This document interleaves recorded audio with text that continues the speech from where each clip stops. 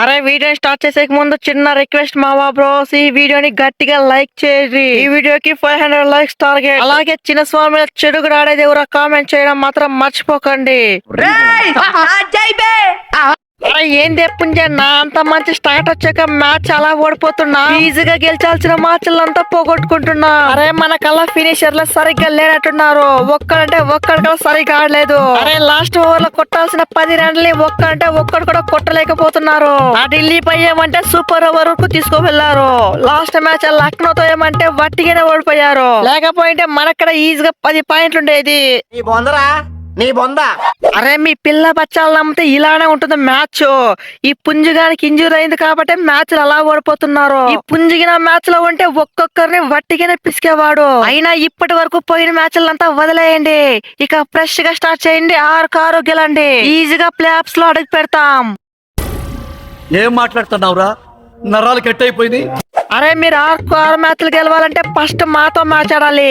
మాతో మ్యాచ్ గెలిస్తేనే కదా మీకు ఛాన్స్ ఉండేది. మేమున్న ఫామ్ కి మిమ్మల్ని వట్టిగానే బొంద పెట్టి ఆర్సీబీ పవర్ అంటే చూపిస్తాం. అరే ఫస్ట్ లో చూసారు కదా మీ హోమ్ గ్రౌండ్ లోనే మిమ్మల్ని ఎలా బొంద పెట్టామో, అది బై ఆర్సీబీ అంటే. ఈ మ్యాచ్ చిన్న స్వామిలో కూడా అదే సీన్ రిపీట్ అవుతుంది. మిమ్మల్ని వట్టిగానే బొంద పెడతా. ఆర్సీబీ అంటారా బాబు, కథ మొత్తం ఖతర్నాక్ ఉంటది.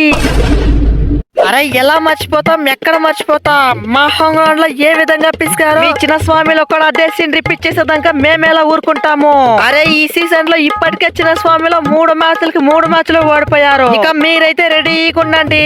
4th మ్యాచ్ ఈ రాజస్థాన్ తో ఓడిపో. నీకు ఈ మ్యాచ్ వట్టిగానే బొంద పెట్టి రాజస్థాన్ పవర్ అంటే చూపిస్తా. అరే లాస్ట్ ఓవర్ లో 10 రన్లు కొట్టు నీకు కాదు గానీ మాతో మ్యాచ్ గెలిచారంట. మ్యాచ్ మాకైతే ఇదే మంచి అవకాశం. చిన్నస్వామిలో బోని కొట్టు నీకు. మీరైతే రెడీగా ఉండండి. ఒక్కొక్కరిని వట్టిగానే పిసికి ఆర్సీబీ పవర్ అంటే చూపిస్తా. అరే ఒక్కసారి చిన్నస్వామిలో ఖాతా ఓపెన్ చేస్తే ఆ తర్వాత ఆర్సీబీకి తిరుగులేదు. అరే మీరైతే కాసుకోండి, మిమ్మల్ని వట్టిగానే బొంద పెడతాం. చిన్నస్వామిలో ఖాతా ఓపెన్ చేస్తాం.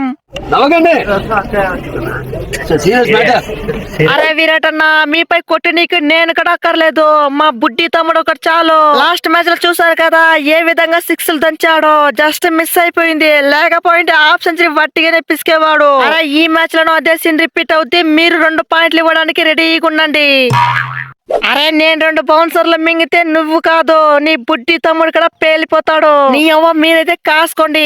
చిన్న స్వామిలో పుల్లలు పీకేది మాత్రం మీ కృణాల్ పాండేనే. కృణాల్ పాండే అంటారా బాబు, ఒక్కొక్కరిని వట్టిగానే పిసుకుతా.